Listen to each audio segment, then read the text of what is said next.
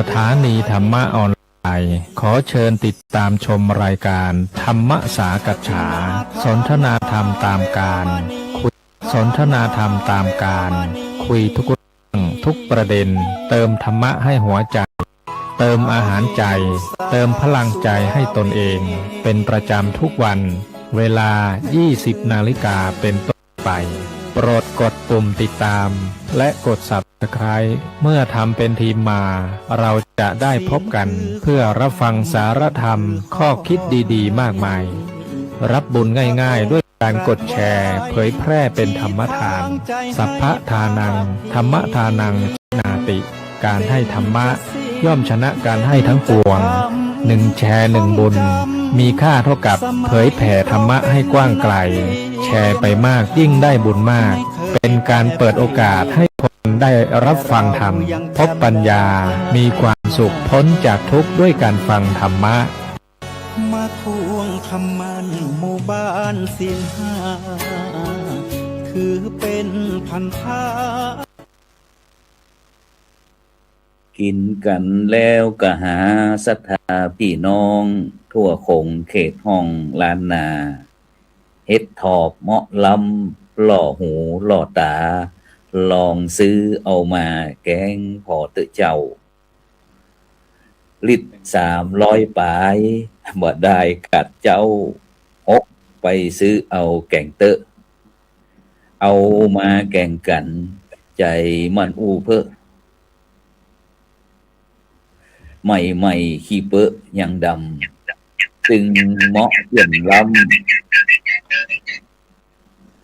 น้องเจ้างามคำแกงมันจัดลำใส่ใบมะเมาใส่ใบมะเมาก็ขอเจริญสุขสวัสดีครับบรรดาท่านผู้ฟังแล้วก็ท่านผู้ชมทุกท่านที่กำลังติดตาม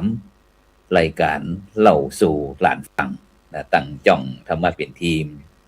ทีวีออนไลน์นะที่กลุ่มประสงค์อุบาสกอุบาสิการ่วมกันเผยแพร่ธรรมะออนไลน์ไลฟ์สดนะตั้ง Facebook ตั้ง YouTube แล้วก็สถานีวิทยุเครือข่ายคลื่นสีขาวนะเจ้าประชา8จังหวัดภาคเหนือ FM 104.50 เมกะเฮิรตซ์วัดฝ่ายหินนะอำเภอเมืองเชียงใหม่จังหวัดเชียงใหม่พร้อมถึงบรรดาท่านผู้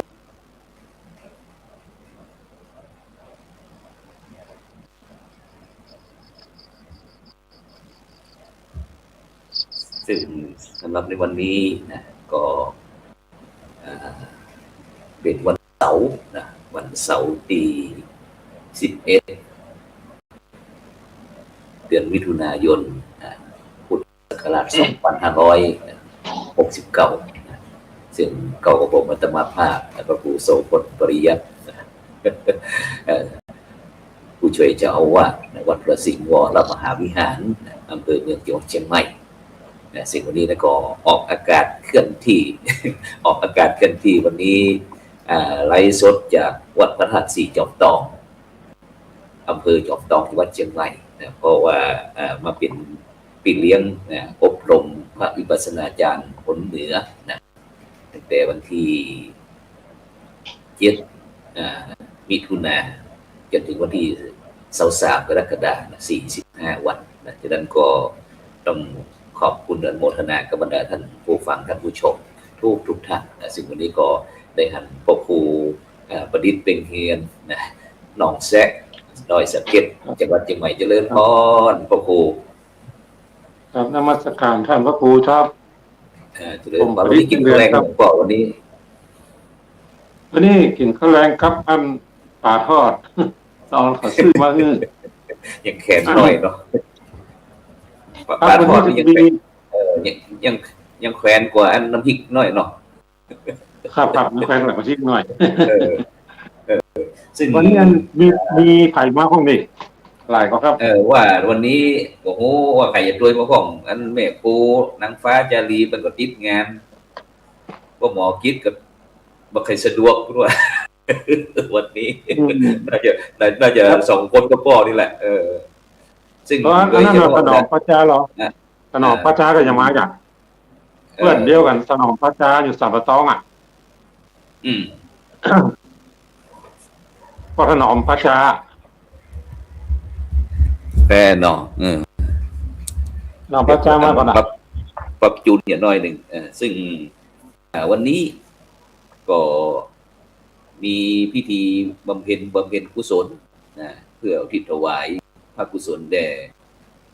สมเด็จพระเจ้าลูกเธอเจ้าฟ้าพัชรกิติยาภานะซึ่งได้สิ้นพระชนม์เมื่อวันพฤหัสบดีที่11มิถุนายน2569ที่โรงพยาบาลจุฬาลงกรณ์สภากาชาติไทยนะโดยภาคการสงบนะสิริพระชันษาก็ปีที่47นะฉะนั้นก็ในช่วงนี้ประชาชนคนไทยเขาก็อยู่ในช่วงไว้ถวายอะไรเนาะก่อนเนาะฉะนั้นก็ครูเขาเป็นข้าวสดๆจ้อยสดได้ก่อนบัตันแล้วกันเนาะถวายพระองค์ท่านจ้อยนี่ถ้ามันต้องเอาเตียนเอาเขียนไว้อะถ้ามาเอาโดนสดนี่มันแบบให้ม่วน ครับวันนี้ผมก็มีเคลื่อนไหวอย่า มีจ้อยพระคุณแม่นี่เนาะจ้อยศีล 5กับจ้อยพระคุณแม่จะได้ดีฮะ ก็ครูจัดการเลยก็ได้เอาใดก็ได้ครับเอา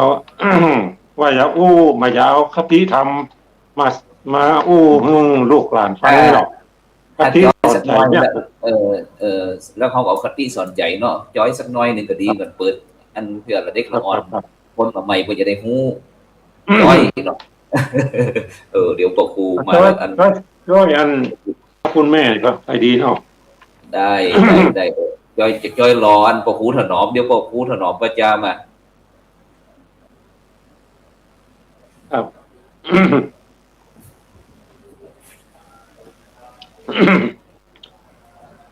พระคุณหลวงพระคุณหลวงหลายมากมายล้นฟ้าดังจันทร์แจ่มจ้าหน้าผาสดใสพระคุณแม่นี้จะขี้จะไข่จะเปรียบอันใดในเปรียบได้ลูกได้อาศัยอยู่ในท้องสายจนเจริญไปใหญ่นั้นตุกอกตุกใจไปในแม่จันลูกอยู่ในหัน9 เดือนยามแม่แพ้ท้องตุกไหนจะมือลำบากอิดเอือนเหมือนใจจะบ้านี่เราเห็นตุ๊กตาแล้วเหรอของกินดีๆน้องเจ้าข้าหลังงามเลยก็ไม่เป็นเนี่ยสับเป็นแต่นาไข่ต้นต้องใหญ่ขึ้นมาเมื่อใดจะพ้นปุ่มสายใหญ่ขึ้นถึงวันลูกดินลูกดวงอกตีบใจตานเอาตินจีบยันต้องจนบิ๊กเบี้ยวลูกเกิดออกมาซ้ำว่าคันเขี้ยวผู้คบนมแม่มาเจ็บล้ำเขี้ยวลูกนั้นคมหัวนมพอจำเหมือนใจขาดความว่ำวาของกินเคยมักมีนักเหลือหลายถ้าพอบ่ได้จนใจแม่เจ้าเอาจีพริกดำตำกินกับข้าวจำเป็นอดเอาตามนั้นกลัวเป็นพิษภัยห่วงใยลูกฉัน จำเป็นอดกันเมื่อนานอดอยากสะปะภาลา เนี่ย อัวเป็นภัยพานโอดแถวลูกเท่า ชาติ มาจากความ เลือดนั้นผสมสู่นมเนื้อเจ้า กันให้ตัวเฮาทุกครั้ง ได้ดื่มได้กินบ่จังบ่ยังจนพ่อใหญ่นากาบานทุกข์ของแม่ไทยยิ่งใหญ่มหาศาลทุกเมื่อป่ามานเมื่อลูกป่วยไข้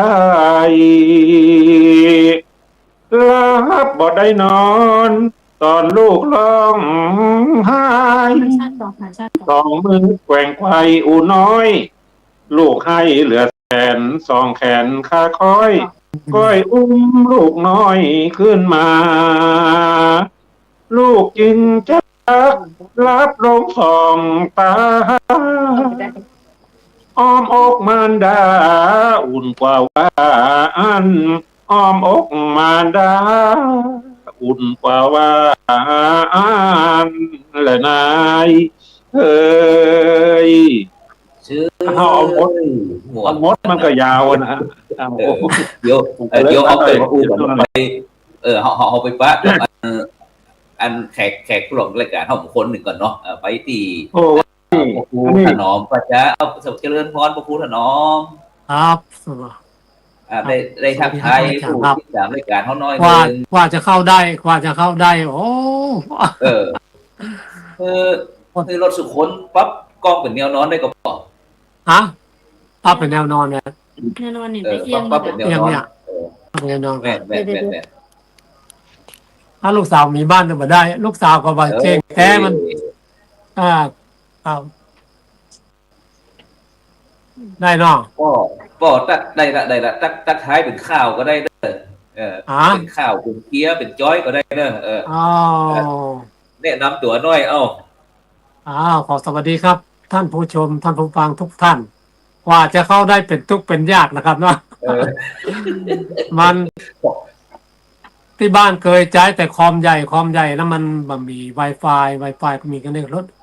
แต่ในโทรศัพท์เนี่ยมันอันรหัสก็จำมาได้เบียเนี่ยครับวันนี้ลูกสาวมีบ้านมาได้ถ้าวันนี้ลูกสาวมีบ้านกับโทรศัพท์ก็เอาใช้มาได้หลอกหน้าบอกหลอกออนเตรียมไว้เด้อซื้อโทรศัพท์ใหม่พ่อก็ออกรายการก็ครูอีกรอร้านบ้าจะมาอาทิตย์หน้าก่อนโอ้วันนี้ร้านบ้านี่จะคล่องแต่แม่มันของวันนี้ใช้แต่ใช้ภาษาอย่างเดียวไม่ได้อยู่หน้าคอมบอกค่อยเก่งอยากจะมาเล่าคือบรรดาท่านผู้ฟังท่านผู้ชมฟังพ้องวันนี้ก็มีเกี่ยวกับตกลงว่าจะให้เอาเตี้ยกันเดี๋ยวก่อนอันพ่อถนอมพ่อครูถนอมป้าจ้านี่อยู่ที่ไหนก็อยู่สัมปตองครับบ้านสันฮาวบ้านสันฮาวตำบลบ้านกลางอำเภอสัมปตองจังหวัดเชียงใหม่อยู่ตังทุ่งเซี่ยวครับจากถนนใหญ่ครับมาประมาณ2 กิโลเกินถึงบ้านไปเมืองตากการก่อนเข้าตังเวียงตากการมาได้ลูกตัวเวียงตากการมาประมาณสักกิโลเนี่ยแต่ส่วนนักป้อนจะเข้าตังเกาไม้ลานนาเนี่ยครับมันมี2 สายถนนเข้าได้2 เส้นมีปกครูประดิษฐ์เป็นเฮียนจากของแซะอันสันกับเพลงเจ้าหมูเดียวกันนะครับสวัสดีพ่อครูสวัสดีด้อ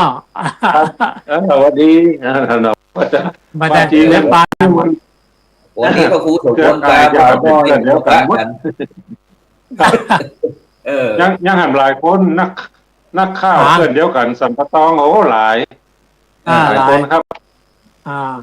มีปีชาก็เสียดายเปิ้นการได้ยินเปิ้นบ่ได้ยินการโอ้ได้แต่บ่ได้ยินเสียงต้องเขียนโอ้กันเนี่ยแล้วก็ เออฉะนั้นวันนี้ก็เตรียมมันเจียก้อมมาเหมือนกันนี่เราวันนี้เนาะ เตรียมเจียก้อมมาเตรียมข้าวก้อมมานี่สอง เอา สองบทอันหนึ่งก็ข้าวเรื่องเมียมีลองเอาข้าวกันก็ได้เดี๋ยวกี้ ข้าวก่อนเนาะ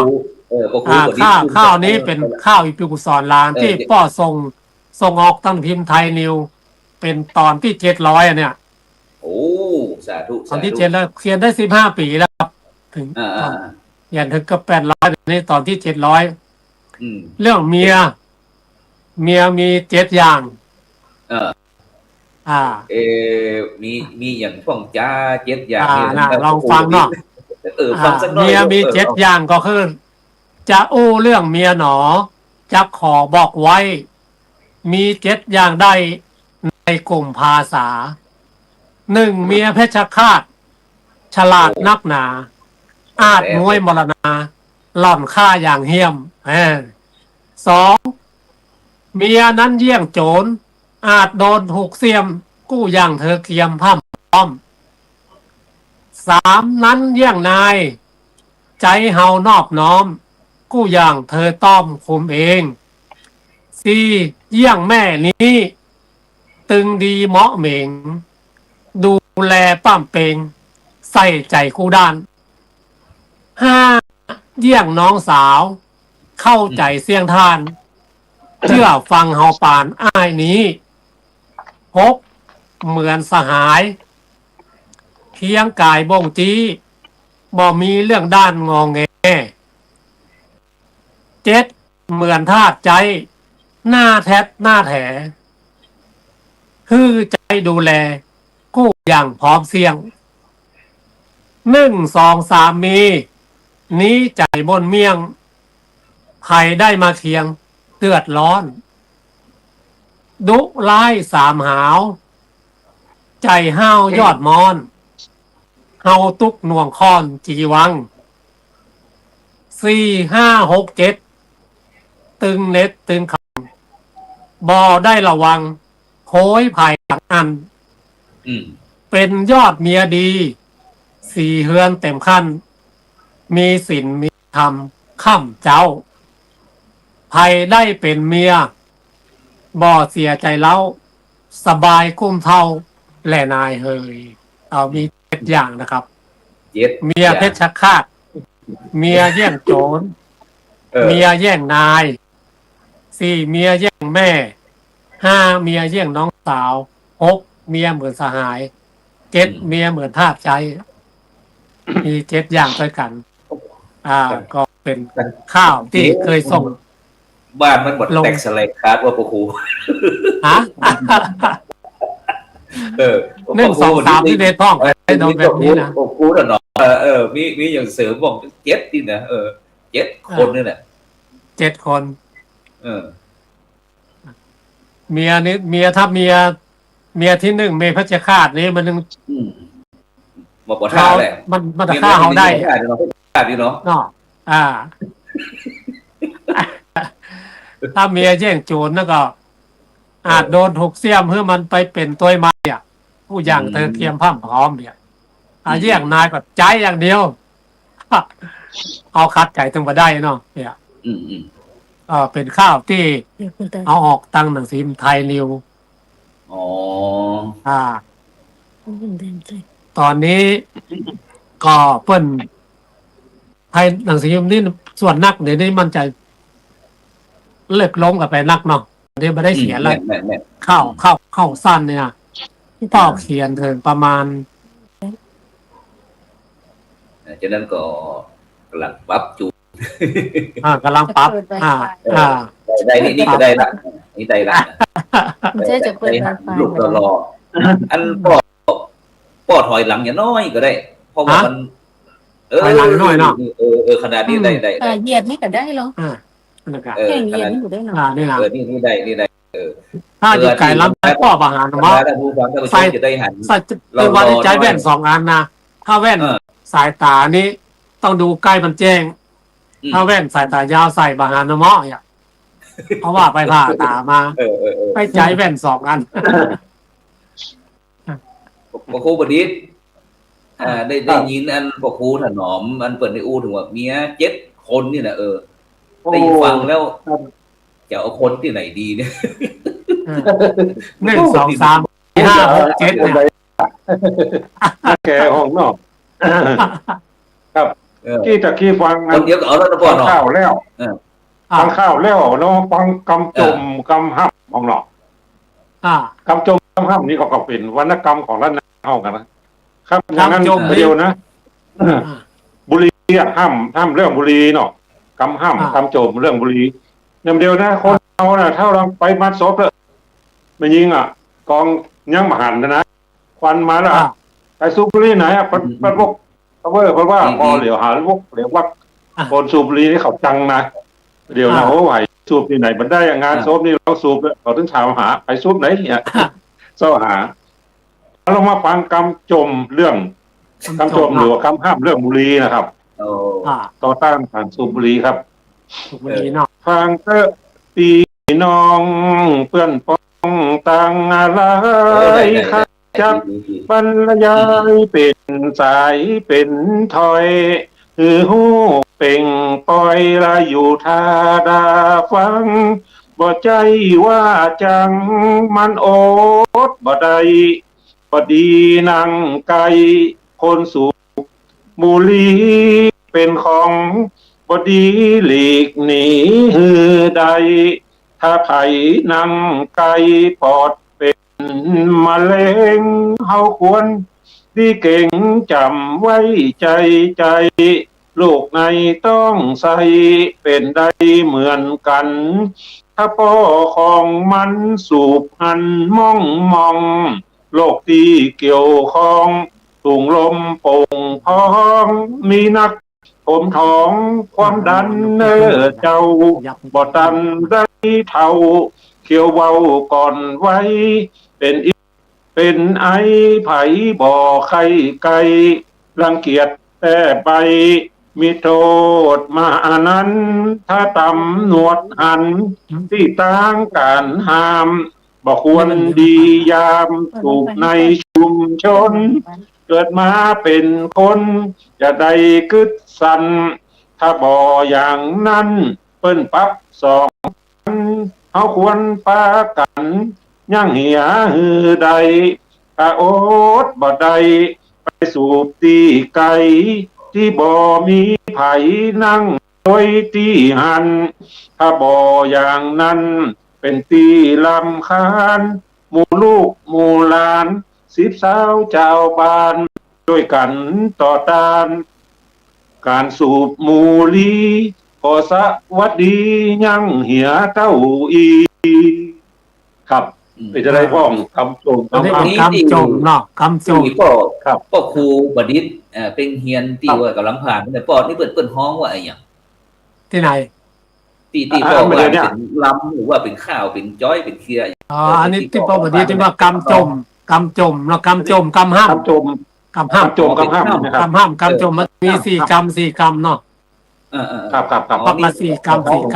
งว่ากำห้ามนี่เนาะกำห้ามกำจมอย่างเดียวกันนะกำห้ามที่มันก็มาจาก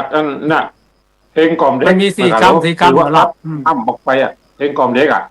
อย่างเดียวกันนะเพลงกล่อมเด็กก็ติ๊กจุงจะเป็นละมาแอนนมรวมเก็บพักอีกวงใส่ซาตังลุมเก็บพักอีกลุ่มใส่ซาตังบนลูกแก้ว2 ต้น2 คนผู้หนึ่งจีติดตึงฮือแม่ฟังปัดที่ดังละฮือแม่สาวจูบแต่งตูบหน่อยละฮือแม่สาวนอนขี้ยองขอนละฮือแม่สาวใบห้อยดอกไม้ฮือแม่สาวเน็บเฮ็บพกหูหนีบคางจ้างไล่แต่งแมงแดงคบเขียวปูเงี้ยวไล่ฟันตกคุมมันตีก้องมองไม่3 ปองละมาหนีบนมสาวบาเขือขาวคนต่างเมื่อบานปูจุ่มหัวล้านปูจุ่มหัวยีเอาควายกูนี้บ่เอามาส่งน้ำเต็มตรง น้ำเต็มดอยงัวแม่ม้อยกินหญ้านอกคอกใส่มันออกยาวศอกยาวว่าเสือคบแข้งเสือคบขามาคบคนพัดตะวนตกน้ำแม่กวงลานมหลวงตกน้ำดังตุ่มเนี่ยนี่เป็นเพลงคอมเท็กซ์ครับ โอ้ แน่นะ ที่ ว่า ก็ เป็นแน ที่ ว ว่าถ้ำเนี่ย มันมีการใช้คนเมืองของคนเมืองเขาได้ใช้ทั่วหมดหรือว่าใช้ตีเฉพาะที่สัตว์ มัน แปล มี ก มันมีหลายอย่างเนาะของเชียงใหม่วรรณกรรม อืม วรรณกรรมของล้านนามีหลายอย่าง เป็นว่าเป็นนี้คำแปลยังว่าอัน ขี้ยกคอนคือแม่สาวไว้เป็นว่าขี้เพิ่งอยู่ว่ะคนเท่าผมบอกขี้ยกคอนคือแม่สาวไว้นี่เป็นขี้เพิ่งเป็นว่าอ่ะมันใช้คำห้าว่าถ้าเป็นเทียบอ่ะ มัน เป็นค สิ่งเหนือสิ่งเหนือ ค เอาค่ำมาอวดมาอูคือคณะลูกหลานเจ้าดิติดรับการของเขาฟังวันนี้ฟังเสียไต้ผมก็เสียไต้พวกครูถัดนอมปาจามีอย่างแต่วันนี้ที่ว่าอย่ามาโชว์กันวันนี้จะสายใต้เราเอาสัตว์มาตอง ว่าจะเข้าได้เป็นทุกข์ไปยากอันนี้ถ้าปัจจัยโทรศัพท์ลูกสาวได้ใจบ่ได้โทรศัพท์พ่อมันข้าวมันทีมันมีในนักละมานั้นลูกก็นักกับมันบ่ได้แถมยังก็ ถ้าคอมใหญ่นี่มันต้องใช้ไวไฟที่บ้านเนาะเอามาใช้กันในตัวเก่าอย่างเดียว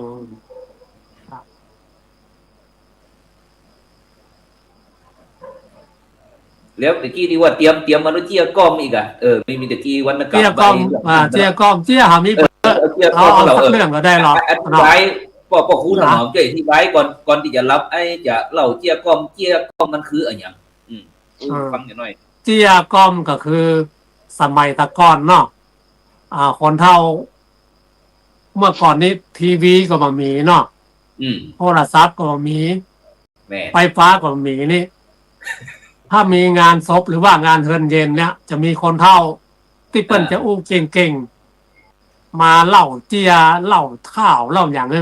ตอนลุมคนเท่าที่ถามบ้านเฮือนเย็นมาฟังกันเนี่ยเป็นการ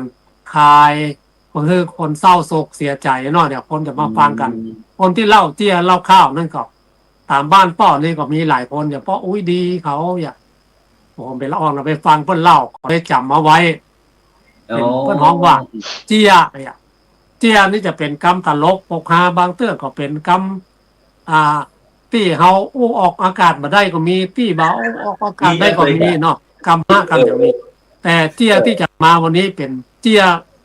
ตลกธรรมดาเจียธรรมดาเจียนั้นผมเคยเอาไปเล่าหลายที่แล้วตามงานนี่นะชื่อว่าเจียเรื่องยามองอุ้ยปันยามองอุ้ยปันสมัยตะก้อนนี้บ้านเฮายังบ่มีโรงพยาบาลโรงพยาบาลเนาะจะมีว่าโรงยาสวนดอกว่าสมัยตะก้อนคนท่อเปิ้นเล่ามานี่เจี้ยเป็นเจี้ยสมัยใหม่หน่อยบ่ใช่เก่าแต่อุ้ยปันเป็นเจ็บท้องขึ้นรถไปโรงพยาบาลสวนดอกบ่ละในเมืองเนาะเรียบร้อยแล้วเจ็บท้องเนาะแล้วพอดีหมอว่าตรวจแล้วบอกให้แน่ใจนะอุ้ยขออุ้ยปิ๊กไปบ้านเอาก๊อกคือก๊อกมาว่าให้ตรวจเยี่ยวตรวจแล้วแต่ให้ตรวจขี้อุ้ยเอาก๊อกมันมีก๊อกขาวๆมีฝาปิดเขียนชื่อติดเนาะเอาอุ้ยปานก็ฮับมาก็ปิ๊กบ้านแอม7 วันหรืออุ้ยปันเอาก๊อกเนี่ยใส่ขี้แล้วก็ห่อดีๆมิดติดฝาดีๆแล้วก็เอามาส่งให้หมหมอจะตรวจเนาะฮับมาแล้วฮับมาก็ใส่กระเป๋ามาถึงบ้านแล้วมัน7 วันก็ด่ะคนเท่าด่ะถึงบ้านที่เปิ้นนัดจะเอาไปซอกที่ไหนก็แบบมีมันหายไปไหนก็แบบโอ้โหอยากใดดีพอดีก็สมัยก่อนเปิ้นใจยามองกันเนาะยามองกับยามองกับ5 บาทนี่มันน้อยนะกับ10 บาทนี่มันใหญ่หน่อยเราต้นลุงก็เคยหันเนาะกับยามองถ้วยทองสมัยก่อนมันกับใหญ่เนาะต้องมามีอย่างไรเท่านั้นเข้าไปถ่ายแล้วก็วัดเอาใส่ยามองปิดจัดแน่นกับใส่ ใส่ถุงเสื้อโอ้หมอว่านัดวันนี้แบบมาแบบข้างทางก็เกิดรถสมัยก่อนนั่นเป็นรถคอกหมูรถแดงเนาะ อืม ก็เอาทางในบ้านจากบ้านห้วยปันจะไปโรงพยาบาลนี่มันไก่เนาะต้องแดดก็ร้อนยามร้อนอ่ะเอานั่งในรถมากับรถคนขึ้นรถเต็มลำรถไปละลูกไก่นักแกจะอยู่ที่ไหนมันบ้านห้วยปันอยู่ไหนหมูเน่ะจะเลยสับปะตองก็ว่าเหนือสับปะตองกับหัว แต่ว่าตางมันเหมือนดีเมื่อก่อนอ่ะตางเป็นตางลูกลังอ่ะตักแก๊ก ตั้งหิน ตั ลู ก กลัง ลาย เนาะ อ่ะโอ้คนก็เต็มรถ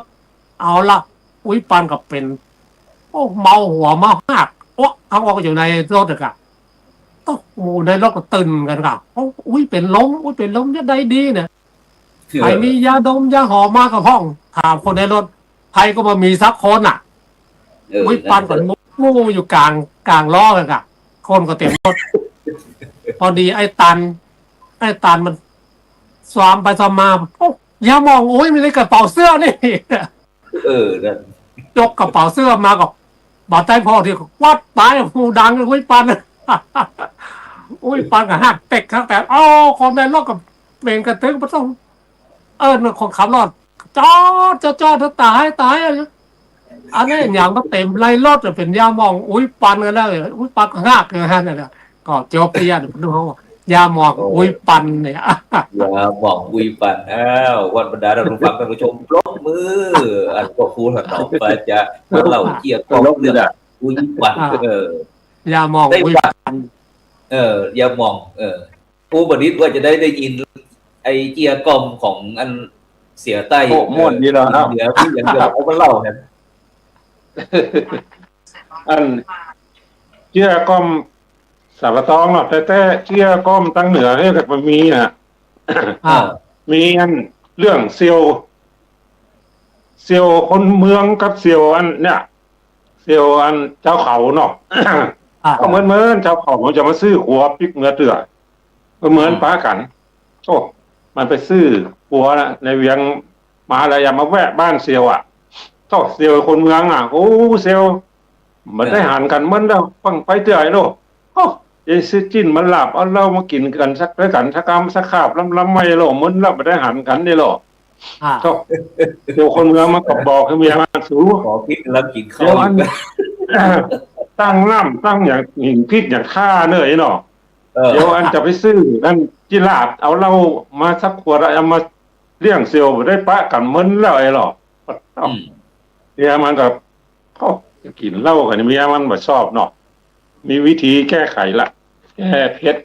เนี่ยจะได้มาก็ว่าบอกกันมาอู้อันเซียวอันคนเจ้าเขานะเนี่ยบ่ใช่อย่างใครให้มันกินมันนั้นถ้ากินนักนะอันพอเซียวมันบ่ใจดีมันเปิ่นเลยเนาะมันถ้ากินเหล้ามันของเรื่องของเราถ้าเมาเหล้ามันถึงได้แก่นคกอันมันถึงจะเอาไปตอกก้นเปิ่นกาเอาไปตอกแกนตาเปิ่นกาโลตอกมันเหมือนกับบ้านะถ้ามันกินเหล้านักไม่โลโอ้เซียวนะมันก็ท่าก็มาง่ายนะมันก็ฮู้บ่ได้ความยังไงโล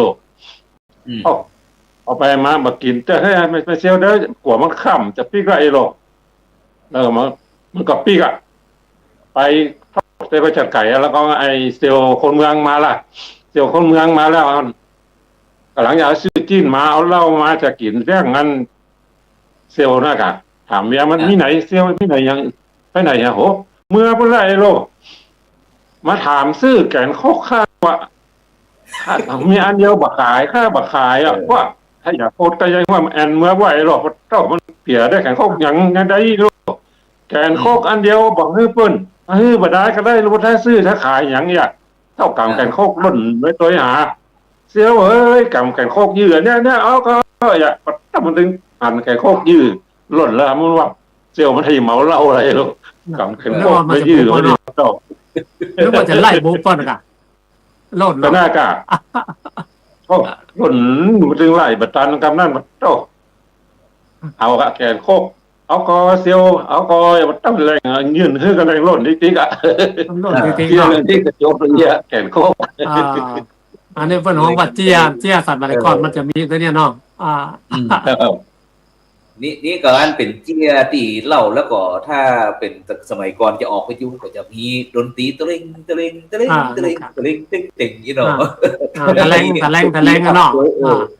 อย่างของมันเอาสมัยแต่ก่อนที่วิทยุเนาะฟังวิทยุเนาะตะแลมไปมาไอ้ละชื่ออย่างนั้นว่าหนอมประคุณหนอมครับวันนั้นได้หันไอ้ปันตายอยู่เนี่ยเชื่อคอมเดียปันตายนะแล้วก็มันก็น้อยด้วยไอ้ปันตายที่ว่าปันตายเนาะก็ถ้าเรื่องเตี้ยไอ้ปันตายวันนั้นเตี้ยลงไตสมาพันธ์เนาะพอดีไอ้ป้อก็ลืมด้วยไอ้สมตึงเนาะไอ้สมตึงนี่มันบ่ค่อยเต็มแท้เอาแต่ของไหวสมตึงพอดีวันนั้นเมื่อคืนพอ10 โมงป่าย11 โมงแล้วก็ห่างบ้านมันอยู่ใกล้ตึงบ้านไอ้ปันนะแล้วพอดีไอ้ปันเป็นยังเป็นลมตายแล้วอุนานทอนมันอยู่เปิ้นเป็นปุจจานเนาะเลยห้องไอ้ปันมันนี่กรรมบ่ะไอ้สมมันนี่กรรมที่มานี่ไอ้พอดีไอ้ปันมันตายบ่ะคือคิงโล่นไปบอกมันก็หลวงปันว่าบ้านเหนือพวกกรรมเนาะไอ้สมมันก็หม้อละแล้วสมัยก่อนมันไฟฟ้าก็มามีโทรศัพท์มีไม่ได้โทรหากันหรอกไอ้สมตึงก็ฟังล่นไปบ้านป้าหลวงมากระลึกไปมันไก่นักแกดะไปถึงบ้านป้าหลวงปันป้าหลวงปันเพื่อนถ้าจะรับเนาะ11 โมงป่ายเนาะมันปิดไฟมืดตึกมาไอ้สมตึงไปถึงมันก็ล่นอีตะเอาให้อยู่หน้าประตูบ้านไปห้องป้าหลวงปันก็ไม่ได้ยินเนาะห้องเป็นคนที่เตือนป้าหลวงปันอย่างใดก็ได้อ่ะไม่ได้ยินมันสุดท้ายมันถ้าใจขึ้นด่ะขย่าหัวป้าหลวงปันกับป้าปักเหลือแหงมันห้องมันนึกว่าป้าได้ยินหรอกเอิ้นไปไอ้ปันตายเนาะปันตายเขย่าหัวโดยมันจะบอกป้าหลวงว่าไอ้ปันตายเนาะป้าตอกกระเดียวปืนยิงออกมา2 นัดบ้มขึ้นฟ้าป้าตอกไอ้ปันออกฟังตักแง่ต่างงานแล้วห้างการสะดุ้งเนาะป้าหลวงที่ไหนได้ป้าหลวงปันใครประตูบ้านมันก็เปียคอไอ้ปันคิงด่าให้อย่างปันคิงแค่ตายก็ไอ้ปันกับไว้มาป้าหลวงผมมาใจได้ด่าป้าหลวงนะป้าหนานทอนสั่งผมมาบอกว่าไอ้บาปันข้างบ้านผมมันตายก็เลยตะแลมโอ้ปรบมือนี่ก็เป็นการถ่ายทอดเนาะศิลปะวัฒนธรรมซึ่งไอ้ปกติเจียว่าตึงเจียตึงข้าวตึงจ้อยตึงซอเรามีอย่างครับปีการละเรียนของพื้นเมืองเขานี่ก็ของป้อมันจะมีข้าวป้อเทียมมันที่ทำงานเป็นข้าวกล้อมที่ป้อเอาไปลงที่ไทยนิวเหมือนกันนะเป็นข้าวเรื่องผีโพงสมัยก่อนผีโพงเนาะอันนี้เป็นตอนที่701ที่ผมเอาออกไทยนิวนะหน้า7ไทยนิวข้าวเรื่องผีโพงเนาะตัวลงก็เคยได้ยินเนาะผีโพงสมัยก่อนมันมีเนาะผีโพงมันมีแล้วช่วยขยายหน่อยผีโพงมันคืออะไรอย่างผีโพงก็คือคนน่ะคนธรรมดาเนี่ยแต่เปิ้นมีเชื้อสายเปิ้นจะเป็นผีโพงอ่ะถ้าพ่อแม่เป็นลูกก็จะเป็นผีที่เขานับถือประจำตระกูลมันก่อนประจำตระกูลแล้วมันไปเข้าสิงเลยกลายเป็นผีโพงแบบผีกะนะผีกะก็ญาติที่เป็นพ่อแม่พี่น้องเป็นผีกะผีโพงนี่เป็นพ่อใจเนาะผีโพงนี่เป็นพ่อใจเนาะผีกะที่เป็นผีโพงนี่จะเป็นไม่ยิงผีโพงแต่เจ้าของเจ้าตัวจะบอกว่าเป็นผีที่เปิ้นฮ้องว่าในนี้ผมเขียนว่ามีเชื้อสายพายทิศตามเงาเนี่ยผีโพงนี่เป็นผีปมเปิ้นว่านะมาสมบูรณ์นี้บัดใจวิญญาณตัวบัดใจวิญญาณของคนตายแล้ว แต่เป็นคนที่มีกรรมมีวิญญาณเถื่อนลึกลับซับซ้อน เป็นคนที่มี เข้ามา ชี สิง วิตอยู่นี่เนาะมีชีวิตอยู่แต่มีกรรม มีกรรมในนี้พบพ่อจะเขียนโดยละเอียดว่ามีอย่างใดลองมาฟังเนาะ ได้เลยเอาเจอเอาพระครูถนอมเรื่องผีโพง ข้าวเรื่องผีโพงจะได้อยู่ใกล้หน่อยเพราะว่า ถ้าเอาไปอีมันบังหันเนาะถ้าใส่แว่นตัวนั้นมันบังหัน ได้ ครับ เอาตามที่สะดวกเอา มันชื่อแม่แก้วไอ้เนาะแม่แก้วตากำสั่งมานัก สืบสายยายจักผีโพงเสี่ยวหวัน คนหูเล่าไว้เมื่อได้ผัวกัน ว่าผีโพงมันนั้นเป็นคนเท่า ที่มีเชื้อสายพลายติดตามเงาจ้าเชื้อเดิมเอาเหล่าปีผีโพงผีปมผสมบุญนี้ คือบ่ใจอี้วิญญาณ ของคนตายแล้วจากโลกสงสาร เป็นคนทำงานเตี้ยวดินกินข้าวลักษณะการวิญญาณเถื่อนห้าว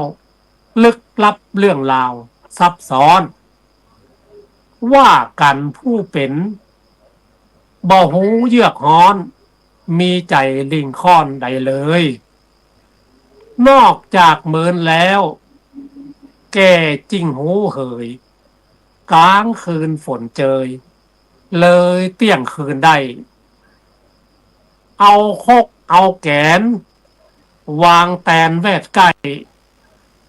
ผ้าห่มคลุมไปย่องย้ายห่มผัวเท่าเก่านะเอามือจิหัว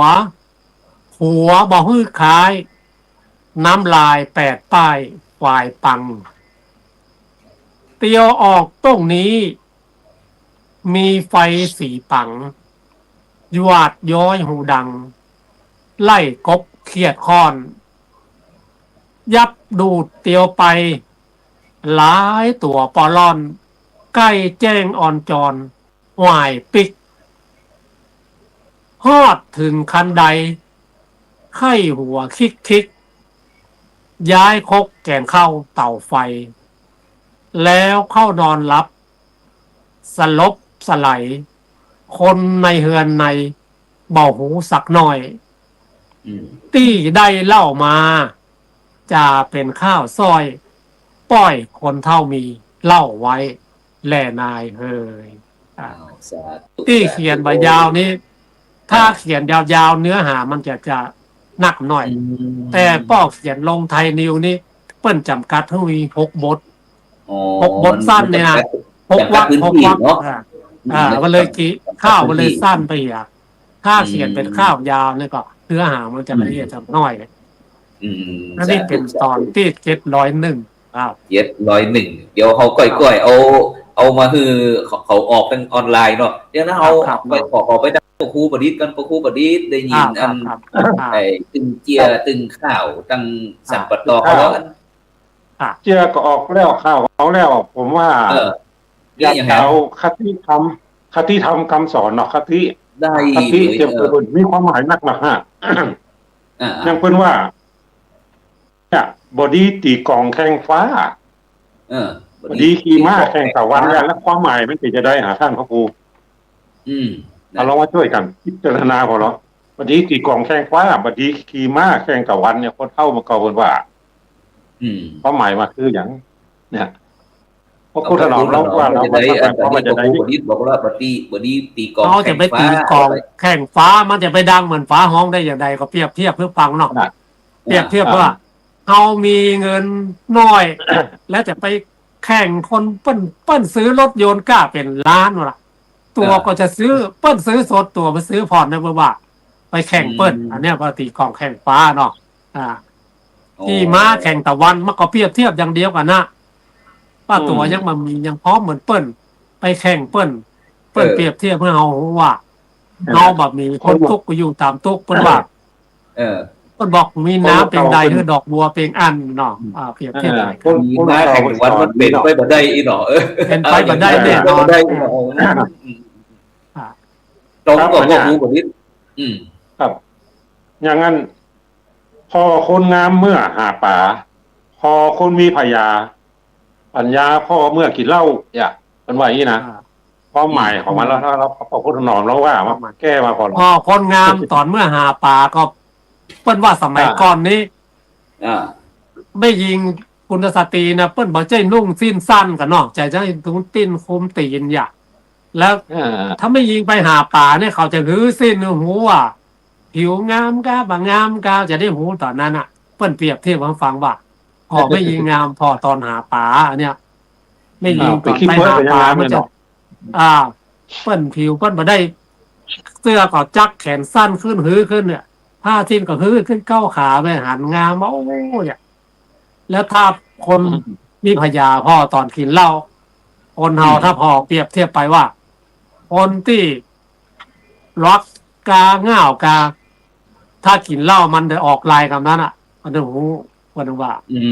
ปากมันเปิ้นว่าเหล้าหดต่อตวงเนี่ย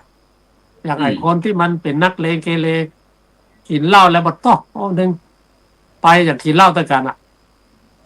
ไผ่มาต้องใจายมันจะจ่ายจกคนเดียวอย่างเพื่อนตีกันทิ้งมาต้องไปเนี่ยมันนำหน้ามาแล้วอย่างเพื่อนว่าคนที่เป็นนักเลงคนบดีถ้าคนดี กินเหล้าแล้วก็อย่างนั้นถ้าคนเป็นการเปรียบเทียบเนาะเราต้องลงไว้ใดเนาะเปรียบเทียบครูบดิษฐ์ แต่ จะ ค ได้ น แห กิน ม เหล้านี่มันมีหลายอย่างเลย คนกินเหล้าถ้าว่ากินเหล้าแล้วชอบห้องเพลงนั่นหนึ่งแควนหน่อย ดี บางคนกินเหล้าแล้วตาขวางตาขวางแล้วบาดได้ข้าท่าเนอะตาขวาง กินเหล้าแล้วรับดีเนาะกินเหล้าแล้วให้รับก็มีนะอย่างนี้คนบ้านผมก่อนเนาะเท่าแล้วนะก็มันเป็นคนนะที่เก่ามาอู้นะมันมาหาเรื่องกับเมียนะมาหาเรื่องกับใครอะถ้าเรื่องคนอื่นไม่ได้ลูกเมียมันที่ว่าพักนะปากโอ้มยัง คนนี้มันเป็นปริศนาหรือว่าเป็นคำที่อธิบายเลยพ่อครูบดิษฐ์ความหมายนี้ครับยังแหมย่างนอกเดี๋ยวขอแฮมอย่างมีดาบคมเก็บไว้ในฟักคนรักเก็บไว้ในใจยากตัวหน่อยยากดาบคมเก็บไว้ในฟักคนรักเก็บไว้ในใจ หมายความว่าจะใดนี้เขาเปิ้นบอกอู้นะครับผมเปิ้นบอกอู้นักเนาะเป็นหน้าที่ของพ่อครูถนอมไปหรอกถ้าดาบคมเปิ้นเก็บไว้ในฟักอ่ะอย่างเฮาไปที่ไหนเฮามีความรู้เฮาเก่งตาใดไปบ่ใช่ได้อวดหรอกไปอวดว่าโอ้เฮาเก่งข้าวให้พระสู้เฮาถึงว่าได้มันมีว่าเนาะถ้าคนที่ว่าคนที่เปิ้นถึงหองบอกว่าคนดาบคมอยู่ในฟักความจริงคนที่เก่งอย่างกู้ยิงกู้สิ่งกู้ยังมันใช่ว่ากล้าข้าวกล้ากรมวยก็เหมือนกันเนาะถึงห้องเพลงเหมือนกันนะเก่งแล้วเพิ่นบอกอวดไผ่เวลาไปที่ไหนเพิ่นบอกอวดเพิ่นคมไปไหนเป็นว่าโอ้หมอนั้นมันใจ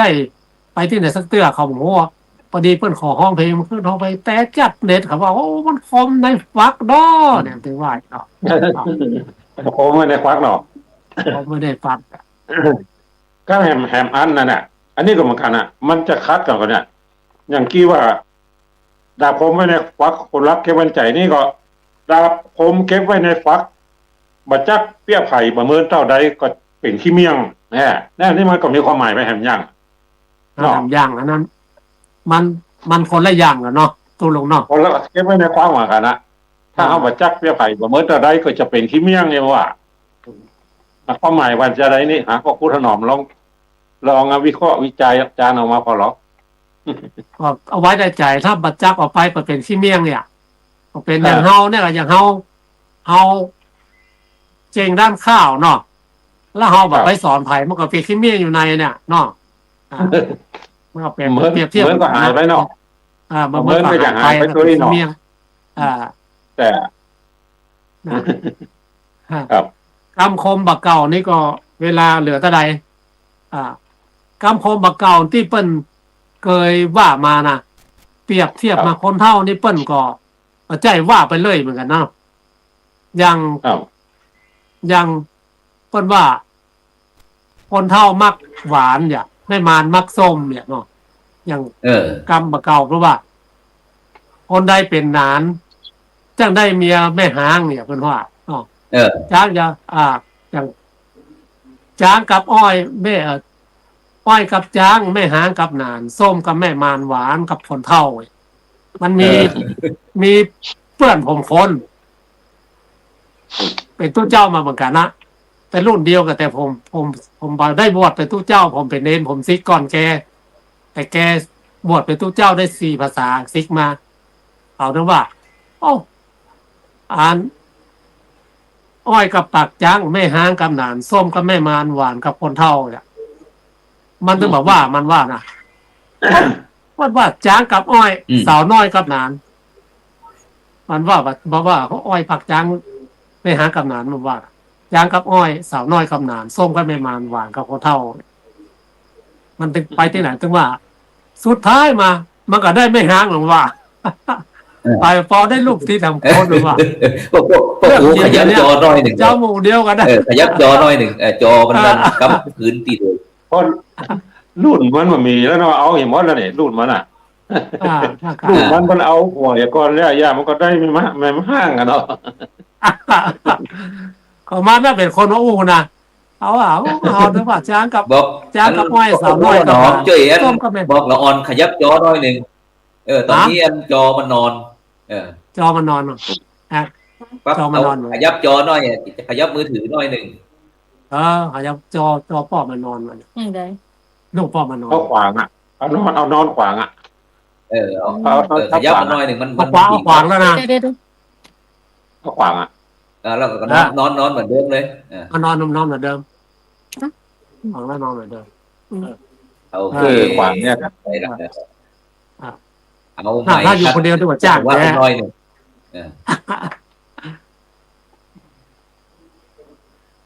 สุดท้ายมีแถมมีเวลาอยู่เนาะซึ่งตะกี้นั่นอันที่พ่อครูประดิษฐ์ว่านี่มันเป็นปริศนาธรรมนะป่อเนาะเป็นไอ้แฝงด้วยธรรมะครับแล้วก็ยกตัวอย่างพร้อมเนาะอย่างที่อันพ่อครูประดิษฐ์เหลือเวลาประมาณสัก4-5 นาที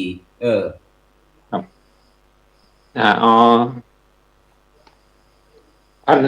อย่างนี่หน่อยอย่างนั้นอย่างคำคมเนี่ยมันมีแหมเนี่ยอย่างแหมผมเขียนไว้ที่นั้นอันนี้เขาเรียกหมอกไอ้อันครับตรงนี้เป็นห้องว่ากำคมนี่หรอเป็นกำคมเป็นล้านนาของเราคติเป็นคติทำกำคมเนี่ยเขาเรียกไปครับภาษาไทยทินดีเด่นทำกำคมว่ากระทรวงเปิดให้ผมก็อู้ยังอ่ะมันได้ภาษาไทยเขาก็อู้ภาษาเมืองเขาหนุกผมก็อู้คือเปิดฮักเนี่ยอู้เปิดฮักยากนักจักหวังอู้คือเปิดจังกำเดียวก็ได้อ่ะความหมายแล้วมันก็เขาอู้อย่างเอาไปเนี่ยเขาต้องไต่ตองให้ดีต้องวิเคราะห์คำอู้ดีออกดีถึงคิดดีๆก่อนแล้วก็อย่าอู้ออกไปอ่ะต้องไต่ตองคำอู้ของเขาละอู้เปิดฮักเป็นยากเนี่ยถ้าเขาอู้เปิดจังเขาบอก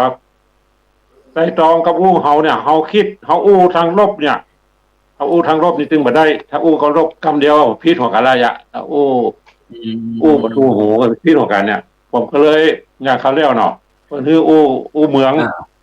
ภาษาไทยถิ่นเนี่ยภาษาไทยถิ่นดีเด่นแล้วผมก็อู้เมืองเนี่ยเอาอู้เป็นฮักยากนักจักหวังอู้คือเป็นจังกำเดียวก็ได้หรอกแล้วขอบอย่างเนาะอยากมาความได้หรอกอู้ไทยเนาะผมก็แปลอย่างนี้ยากว่าเขาอู้คือเป็นฮักเขาต้องไต่ตองคำอู้ของเขาเนี่ยเขาอู้อย่างเขาต้องอู้ทางบวกถ้าว่าอู้ลบได้มันจะบอกเข้าของกันก่อนจะอู้อย่างนี้คือคิดอย่างก่อนนี่หรอครับอู้อย่างเอาไปพออู้มาออกไปมันจะเข้าตัวเขาล่ะถ้าเขาอู้พอดีถ้าอู้ทางลบนี่ก็ดีกับวงแตกระยะ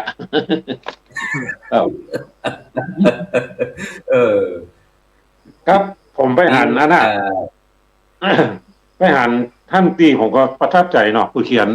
ป้ายติดวัดว่าจะได้อยากเป็นว่าอัน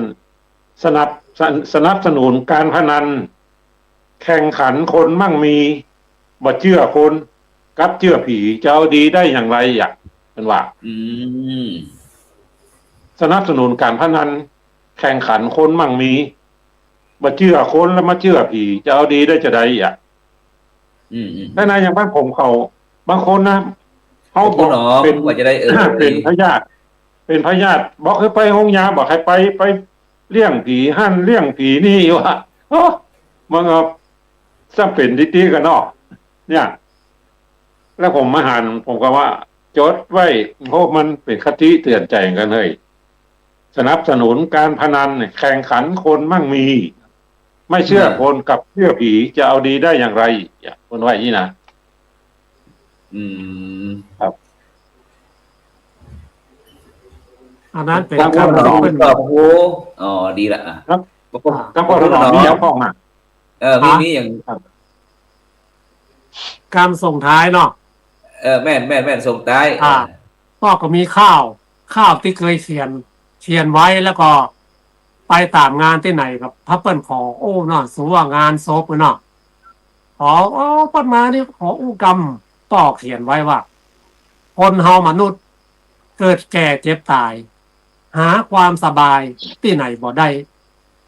เกิดมาใจกรรมตัวนำใจวันตายวันใดบ่ฮู้มั่งมีเงินทองกองเป็นกระตุตายแล้วบ่ได้เอาไปอำนาจล้นฟ้าสูงส่งกว่าภัยเพื่อนฝูงวงใหญ่ล้อมหลังล้อมหน้าอำนาจหมดไปวันใดเลยค่าอำนาจนั้นตัวมาบั่นคืนอย่าลงลำพองขนองคึกคืนอย่าอวดสวกกล้าเหนือคนไม้สูงกว่าไม้หักเพื่อลมฝนพ้นสูงกว่าฝนภัยจังมาใกล้ภัยจังมาใกล้อันนี้พอเป็นข้อคิดฝากไว้ครับส่งท้ายวันนี้ครับ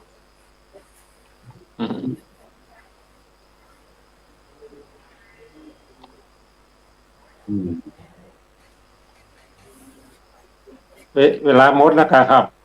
สาธุก็ครูประดิษฐ์ดูมีอย่างฝากสักหน่อยก็ ครับไม่มีอย่างฝากแล้วก็มีก็ เด็กมาดมอ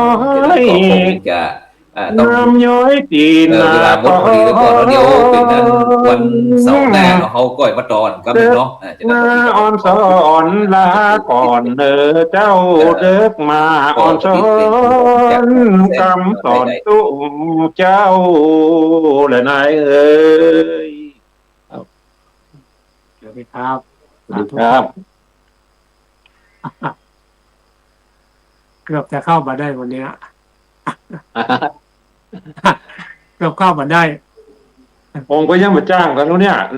ไปล้นไปหาหลานเนี่ยหลานสาธุหลานเข้าเมื่อถึงปอครูปอดิษเป็นเฮียนถึงปอครูถนอมปาจารย์บรรดาท่านผู้ฟังท่านผู้ชมเด้อมาวันเสาร์หน้าเฮามาปะกันใหม่วันนี้บอกใครได้วันนี้บัดตาวันหน้าเสาร์หน้าจะมาแฮมลองพร้อมแฟนมันจบอยู่ได้เนาะสาธุอายุวันโนสุขังพลังเด้อขอนำรายการจากสาธุครับโอเคนำรายการจากบรรดาท่านผู้ฟังไปก่อนวันเสาร์หน้าปะก็ปอครูแม่ครูใหม่เด้อ